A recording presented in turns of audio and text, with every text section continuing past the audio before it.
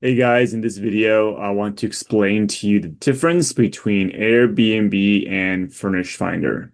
These are, in my experience, and for a lot of hosts in other parts of the country, the two most commonly used sites to get midterm rental bookings. But I have found that Furnish Finder specifically is very misunderstood. Airbnb people understand, obviously, they've been around for a long time. They are focused on short-term rentals, but more and more of their bookings are over 30 days. And a lot of you have probably used Airbnb, so they've done also good marketing, so people understand how the site works. Furnish Finder is a relatively newer site. And again, I see so many comments online and Facebook groups where people don't understand how to use it. So I want to explain to you the difference. My name's Alan Dwan. I manage Midterm Rentals in SoCal, as well as Dallas, through our business here, Hospi Homes. There's our little logo. All right, let's jump right into it. So I'll talk a little bit about Airbnb. You guys know what it is already, but I'll spend a bulk of my time talking about Furnish Finder. But I do want to make the comparison because people tend to think they are similar or even the same. Let's look at this here. Okay, so we'll look at Airbnb first. Again, you guys are familiar with this. Airbnb, and here's the key difference. Like the framework to really look at this differently. Airbnb is a booking site. Some people might call it a listing site. And that does make sense because you can list your property on there, right? These are you call them listings, right? Um, but it is primarily a booking site. And the way you could tell is for any business actually, is if you understand how a business makes their money, then you understand the intent behind the design of their product or their service. So Airbnb is a booking site and Furnish Finder is purely a listing site. Um, Here's the difference when it comes to their revenue. Airbnb makes money when people book. They don't make money when you list, right? Because you can list your property for free on Airbnb, and they want you to because they want it to get bookings where they make their money. The infamous Airbnb service fee, right? That some people have problems with. But ultimately, that's how they make money. If you have a listing on their site that never gets booked, it doesn't help them at all, which is why they've been more and more strict about having good listings on their site. They can be picky about that because ultimately they want bookings, not just quantity of more listings. Now, Furnish Finder, on the other hand, how do they make money? You pay to list your site on Furnish Finder. It's an annual subscription. I think last I checked now, it's $200 a year. Uh, so they make money when more people list their properties on their site. They don't actually make any additional revenue when someone books. And for that very reason, they don't even handle the bookings. Airbnb handles bookings. The only way they could collect service fees is if you actually book through the platform, right? And this is why Furnish Finder, you basically get the direct contact, email address, phone number of the landlord or the traveler, depending on who you are, and you basically work it out directly. Furnish Finder doesn't mind sharing that because they're not trying to make money on the bookings. And you guys know if you're in this space, if you have a short-term midterm rental on Airbnb, Airbnb is very strict. They have a policy on this that you can't take the booking off platform and book because, of course, then Airbnb loses their revenue, right? So that is the main difference there. Um, a guest technically does not pay a host in Airbnb. Sometimes we see a guest will ask us questions, and you could tell, it's not their fault or anything. The guest thinks they're paying us directly, so they'll ask us about like, oh, the payment has a problem, or like, can I do multiple payments? All these kind of questions. Those questions have to go to Airbnb support because technically the relationship, the guest pays Airbnb, right? And let's say the bookings are like a month later, what does Airbnb do? They hold that money. That's their money. And then, but they owe you, because of your relationship as a host with Airbnb, they owe you a payout. And then Airbnb pays you, the host. This is why at the end of the year, Airbnb gives you a 1099 because Airbnb has been paying you for all your bookings. So the guests technically don't have a financial obligation to you as a host. Now, Furnish Finder, when you do get a booking through there, you are booking directly with one another. There's no middleman handling bookings and payments. Pros and cons, right? No service fee, but also you're on your own. There's no support. And the guest or tenant, whatever you want to call them, is truly paying you, the host, the landlord. Okay, so that's a key difference. I wanted to show a visual here because partly it's more interesting than looking at just my face talking. But again, you guys are probably familiar with this, but if you go in here and click reserve and then you do price breakdown, you'll see there's a service fee here. This listing has a service fee charged to the guest. So you'll see essentially this is the actual amount of for those dates. This is there's a discount. So this amount minus this amount is the service fee that the guest is paying Airbnb. There's also a small service fee under this model. It's called a split fee, where the host also pays a 3% fee. And then we have other properties. I don't know if I can find one quickly. Basically, where if you go in here and you, as the guest, you don't see still there let's say you don't see these two line items at all. There's no service fee for the guest. That just means the host pays the whole host service fee. The guest pays none of it. But usually what that means is the host will mark up this number to offset to like kind of pass on the cost to the guest, right? That's very typical in this industry. But either way, it reflects in the total price at the end that I guess pays for, right? So that's how Airbnb makes money. Now, that's kind of all I'm going to say about Airbnb, and really it's to set up the an understanding for you on the key difference between Airbnb and Furnish Finder. All right, so Furnish Finder. You may have a lot of experience with this. You may have very little experience.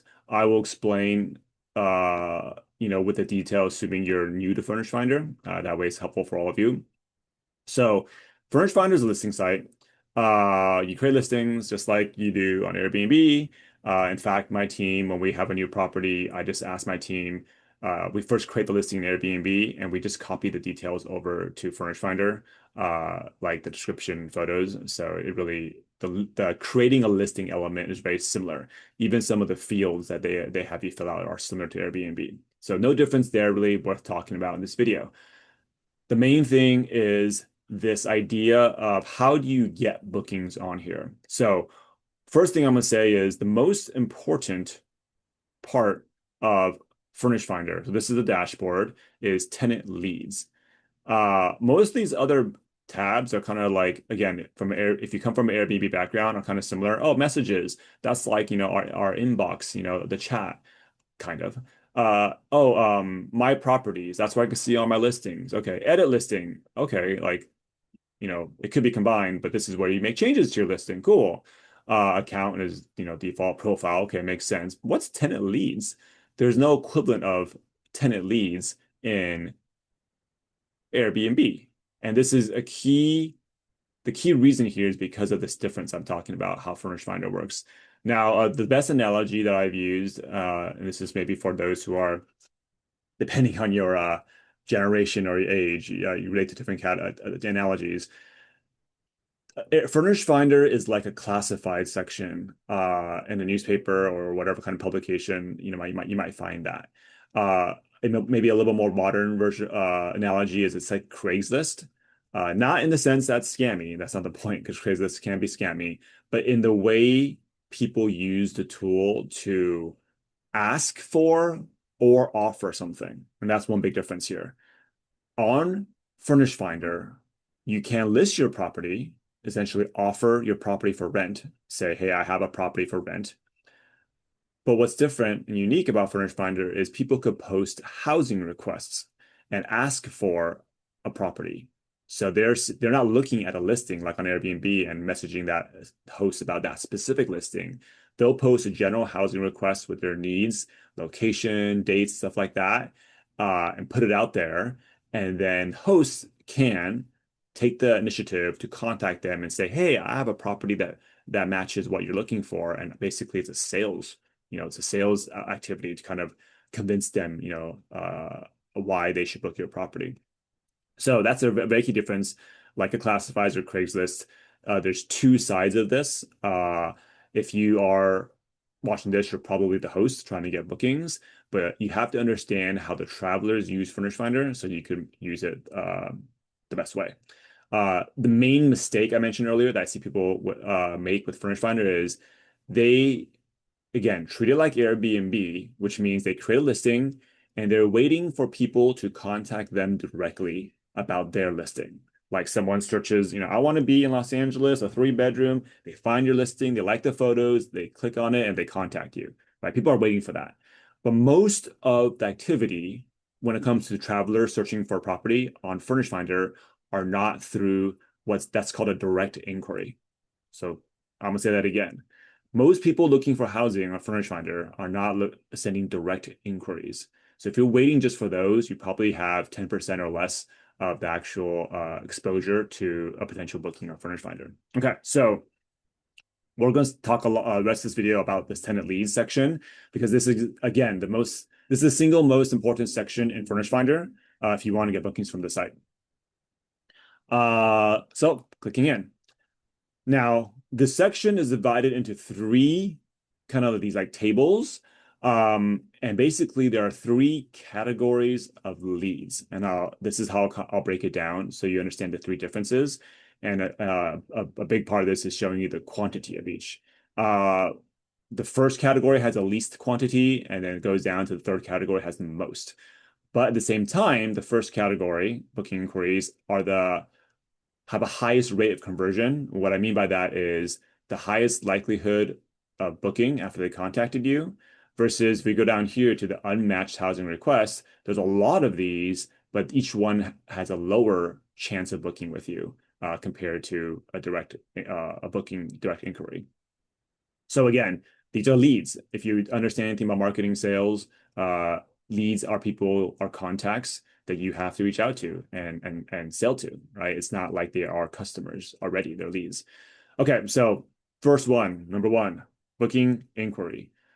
I call these direct inquiries. I find that it's a more helpful terminology.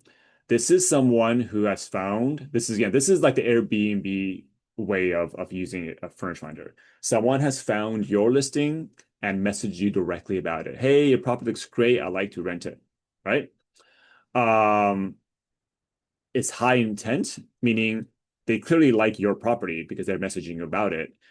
So maybe there's questions about pricing or maybe hey, what's the parking situation like? The kind of questions you typically expect to get from inquiries on Airbnb, because again, they're looking at your listing and your photos and have questions. Yeah, so high likelihood these book. So that does mean you want to prioritize when you see these. But here is the really just interesting thing. So we manage probably around 40 properties total now. So that means about 40 listings on Furnish Finder. Look at this booking inquiry section here. There's only three here. This means it's three total, like all time. I don't know how they have their timing for when these expire and don't show up, but obviously we've had more than three, all time throughout history. But maybe right today is March 18, so it could be maybe after 3 months, like the older direct inquiries don't show up on this table. By the way, if you look at the dates here, this is basically means in the last month and a half, really a month and 18 days, we've had only three direct inquiries over our 40 Furnish Finder listings. So if you have one Furnish Finder listing, right? If we use the same ratio here, if you have one Furnish Finder listing, it makes a lot of sense if you get 0 direct inquiries over this month and a half period, and maybe even 0 direct inquiries for the first 3 months of using the site. And I think that's where people they create their Furnish Finder listing, they pay for the annual subscription. 3 months in, they get no direct inquiries, and they feel like, oh, what a waste of money. I paid for the whole year up front, and I'm not getting bookings. What a waste of money. But again, that is how the site works and how the traveler behavior on the site. So key difference there. A key point here is there's very few of these. If you use my account, my business as an example, And again, if I'm in SoCal, the Los Angeles, Orange County area, big urban market, so a lot of people traveling and coming to this area. So if you're in a smaller market, this might be even more of a pronounced effect where there's not many. Now, that's not to be discouraging because you can already see these two next sections have a lot of leads. So let's move down to active housing requests. Now, I need to talk about both these at the same time. Uh, I also have a different naming for this. So both these two categories are housing requests, but the first one here, active, basically is a matched housing request, and then the bottom is an unmatched housing request. So what does that mean? Housing request again is when someone, and I'll open up one example here so you look at it. There are fields. So someone goes to the Furnish Finder and they fill out like, here's my contact. I want to be in Long Beach, California. Here's my dates. There's two people staying. We need a one bedroom and here's our budget. They might put like, what they're doing. They're a student and a little information about them. They put this out there on Furnish Finder and their hope is that, hey, please contact me if you have something, right? Uh, they're not contacting a host directly about their listing, right? Unlike the direct inquiry. Now that is a housing request. What is a match unmatched? A matched housing request is if all of these fields that they filled out match one of your properties or the only property if you only have one, if it matches your property, then it'll be under the active housing request, what I call matched housing requests. Any housing requests in your area that have even a single field that does not match will go into the unmatched. So I'll give you an example here. When it's unmatched, it's very helpful. I'll actually tell you which field didn't match. So for this example with Roy, everything about his housing request matches one of our properties, except and it could be more than one, but whatever, actually, in this case, I think it's one. Whatever property Furnish Finder is matching it to, that property is not pet friendly. So it's unmatched here. In this case, every field that Delphine filled out matches a property we have available. Now, how this is kind of a little hack with Furnish Finder, and also I would say it's feedback for Furnish Finder to make their site better. How do you know which property Furnish Finder is matching this to? Because there is a property, a listing of yours. Now, if you only have one listing, then obviously it's not concerned. But if you have more than one listing, how do you know which listing Furnish Finder is matching this housing request to? Uh, if you like, let's say you have one sitting per, if each of your listings are different cities, then obviously if you look at the city, that might automatically tell you, right? But if you have a lot of properties, it's hard to keep track of all that in your head. This right here, it's confusing. Like, oh wait, what is this talking about? It says property and has a number. This is the property, your property, and its property ID, the Furnish Finder property ID, that is being matched to this housing request. It's kind of like, I wish it would just have a link or it'll even give you like the internal name, because obviously who memorizes the Furnish Finder IDs for their listings? We have internal names, like Main Street, I don't know, Cozy, Greenhouse, whatever, right? Those kind of names people always have for Airbnbs. That would be very helpful for me if I knew that. So here's the trick. Again, Furnish Finder, if you happen to watch this, that's the easy upgrade to make this site more usable. But for now, copy this number, open a new tab, type furnishedfinder.com, and what was it again? Here, just if you look at any listing for Furnish Finder, this is a different one. But if you look at the listing, there's a word property slash property and a slash the number. So let's do that again. So if you open a new tab, furnishedfinder.com slash property slash number that I copied from this lead, and then it will show you your listing for the property that they're matching this to. So this is a property we have in Long Beach, and this is a Long Beach lead. Cool. That is a cool trick to figure out, which property to offer for this lead. Now, if you have multiple properties, it doesn't mean that's the only one you should offer. Because let's say we have another Long Beach property that's a better fit, I will still offer that to them. All right, that's more of another topic on how to reach out to these leads, which is will be another video. Okay, so matched housing requests, everything here matches. Unmatched, one field or more does not match. Now, Same thing we did when we looked at the booking direct inquiries. Let's look at this. So look at the date right here submitted. So today is again March 18. Yesterday we had two matched housing requests. And then the 15th, another a few more on the 14th. Da, da, da. So 1, 2, 3, 4, 5, 6, 7, 8. So you see 10 at a time here. So in the last, it's the morning of the 18th. So we'll count the 17th to the sorry, so from the 17th to the 12th, which is 5 days. In the last 5 or 6 days, we'll say we've had 10 listings here. Sorry, 10 leads here, matched housing requests. 10 in the last 6 days. We've had 3 direct inquiries in the last 6 weeks, right? So now you start seeing the what you're leaving on the table if you don't reach out to the housing requests. Most people, most travelers are filling out housing requests. They might fill out a housing request and then they'll go search for listings as well. But I believe a lot of people, just looking at this data here, they'll fill out a housing request, and they're not necessarily spending like contacting all the hosts that match because that takes a lot of time, right? And that's really one of the benefits for Furnish Finder for the traveler side. Okay, so I'm not gonna. You could go to the through the other pages to see like how far back it goes. Like another 10 in the last week or two, right? So again, this is as you go downward on these categories. Now the matched housing requests have a lower likelihood of booking than a direct inquiry, right? Because maybe your property is not exactly what they're looking for, right? When you reach out to them, you offer your property, send your listing, send your photos. They may or may not like it, but it is still a higher likelihood of booking than the unmatched because again, everything that they're looking for matches your property, right? The budget, the dates, and all that kind of stuff.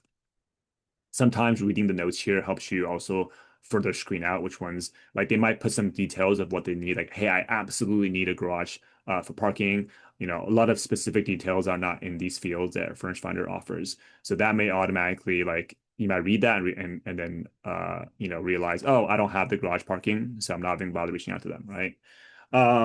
Okay, so lower likelihood of booking than direct inquiry, but way more leads and opportunity there. Okay, let's move on to the last category, unmatched. We've already talked about it a little bit. The main thing I want to point out here is this is even a lower likelihood, even less likelihood than the matched housing requests, but it's not a zero chance, right? So if you think about, again, if you have a marketing background or understanding, there's kind of this idea of like concentric circles. So the people in the smallest circle in the middle are those who maybe are family and friends. They know you. You already know that they want what you're offering, so you're selling to them. And then you have this, the widest circle on the outside are like a lot of people in that big circle. They're not all, it's a lower likelihood any one of them becomes a customer, but there's a lot of them, right? So even if like 10% of that big circle becomes a customer, that's still worth pursuing, right? Versus the middle circle, maybe like 75% of them become customers. So that's what I want to show you here. It's again lower likelihood because we'll use this example again. I could offer this property that has this property ID, but we don't take pets. So, I mean, that's kind of, it could be non-negotiable, right? Some travelers might have the option of like leaving their pet home, or maybe they'll put their pet in like a, pet daycare place, wherever they're traveling to. So that way they can still visit them. But it may be non-negotiable. Maybe they absolutely want their pet in the home. And if you're absolutely against having pets, then this one probably won't book. But it's worth a conversation, maybe. They may be flexible. Maybe you're flexible, right? Maybe you see this lead and it looks great, and you're like, I'll make an exception. Maybe I'll ask them, it's not mentioned here, but like, hey, what kind of pet do you have? It's a small dog. I'll make an exception because I want this booking, right? That's an example where an unmatched housing request can still become a booking if you can kind of be flexible or the traveler is flexible on the category that caused the unmatched. So again, lower likelihood of booking, but it's not zero chance. Now, let me show you the difference here as far as lead quantity. Look at the dates submitted. Today again is the morning of the 18th, so I'm not really, it's not the full day yet. But basically, if you don't count this first one, there was at least nine. Let's just count. So yesterday is 17th. There's nine on this page, and one, two, three, four, five. So 14 unmatched housing requests in the past day. Let's go back and explain. I wish I had like a whiteboard here. Here, I think I do. I don't use this feature much, so let's see if I could how how badly I'll fumble this. Uh, okay, man, it's gonna be kind of ugly because I'm drawing with my mouse. Okay, so unmatched housing requests, we have 14 in the last one day. Oh my gosh, I need to get like a iPad for this or something. Okay. And then the matched housing requests, I think it was 10 in the past 6 days. Oh man, I feel like it's like a toddler writing. And then I can't scroll up right now. The direct inquiries were only three in the past 6 weeks. Oh, weeks is hard to write. Oh my goodness. Okay.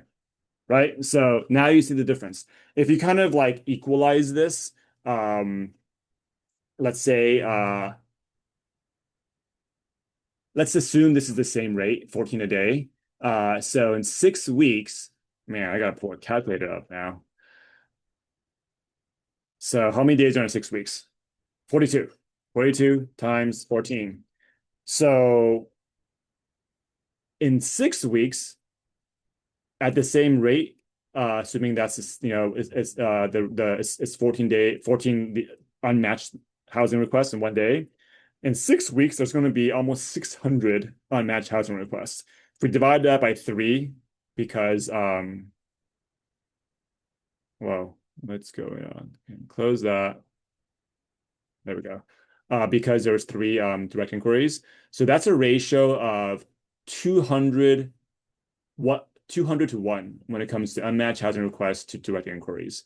So you see now this is actually and then if I actually even add the matched housing requests, you could see that at least using my account as an example, direct inquiries when it comes to all leads combined, direct inquiries account for less than what is that?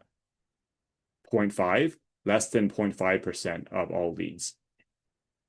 So this is why people who only wait for direct inquiries don't have success on Furnish Finder. So again, tenant leads is the most important page on section, sorry, not page in Furnish Finder. And there are three categories, and that's how you make the most of them. Now, this is kind of a side point just to leave you with something actionable. What does that mean? That means you should be checking. So we'll say if your property is currently vacant, you're trying to get it booked, and every day goes by, right, it's lost income. You should be checking Furnish Finder every day and contacting. Well, definitely you want to respond to direct inquiries. That's kind of obvious. But contacting, reaching out to all of your housing requests, sorry, matched housing requests because it's a match, and going through all of your unmatched housing requests and contacting the ones that you think have a chance of booking.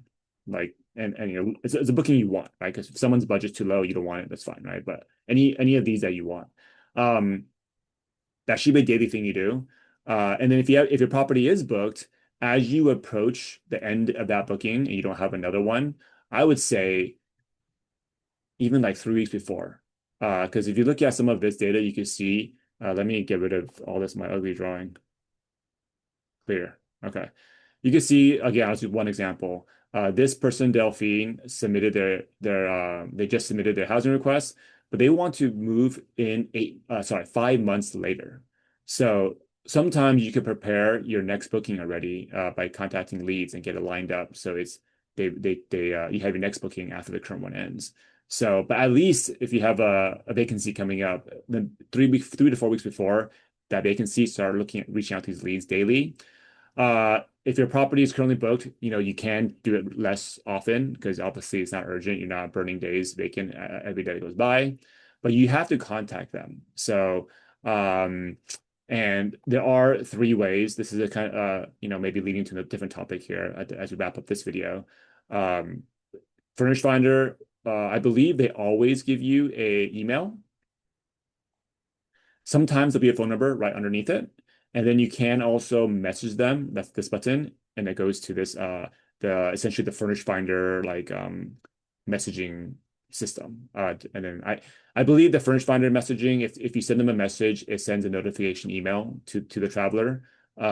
So I just find that's very similar to if you just email them directly, but maybe there's a sense of trust that they see it's in Furnish Finder. Best thing to do, use all the methods. So if they have a phone number as well, contact them all three ways, right? Why not? Because you want the booking. So yeah, do this every day. If you only have one property, you're obviously going to have way less leads to available, and or if you're in a smaller market. So if you do this every day, you may only have to be contacting like one or two leads a day. So it doesn't take that much time, but it's a habit. But again, this is sales. Leads, people in marketing pay for leads, pay for the contact information of people who are likely to be their customers, because then you could do outreach to them, right? Yeah. I hope this is helpful for you guys. I want to make this very practical. If there's any questions you guys have or feedback on how I can help you more, let me know. We'll talk next time.